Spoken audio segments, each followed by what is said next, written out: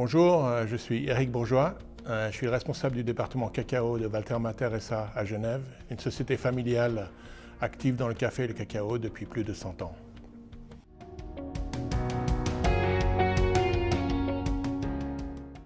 Donc notre activité est une activité de marchand ou de négociant de cacao. Je préfère qu'on dise ça plutôt que trader parce qu'effectivement nous achetons les fèves de cacao physiques, donc aux pays producteurs, et nous le revendons à l'industrie chocolatière ou l'industrie de transformation qui va ensuite produire du beurre, de la masse de cacao, de la poudre de cacao.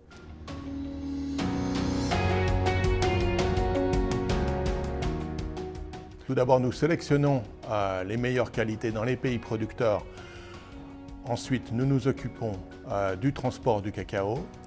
Nous assurons aussi les risques de transport, notamment la condensation, qui est un problème avec le cacao qui est humide et transporté dans des conteneurs.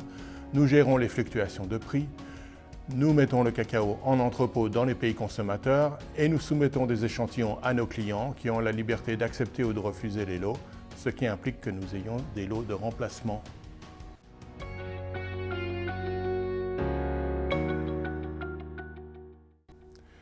Concernant les prix, plus de 60% de la production mondiale est commercialisée par les États des pays producteurs eux-mêmes qui fixent le prix aux producteurs de cacao.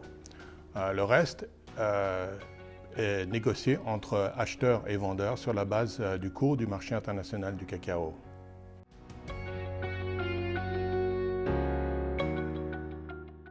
Donc les fèves de cacao se trouvent dans un fruit qui s'appelle la cabosse, qui est le fruit du cacaoyer. Dans chaque cabosse, il y a une cinquantaine de fèves qui sont d'abord fermentées avant d'être séchées.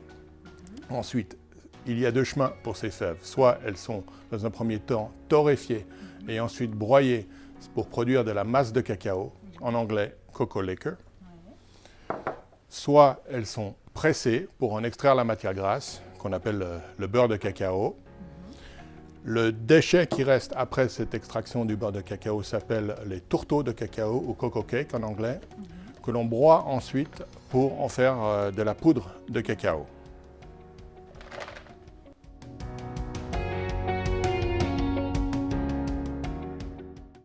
Pour produire le chocolat, les industriels soit achètent les fèves qu'ils broient eux-mêmes, soit achètent de la masse de cacao.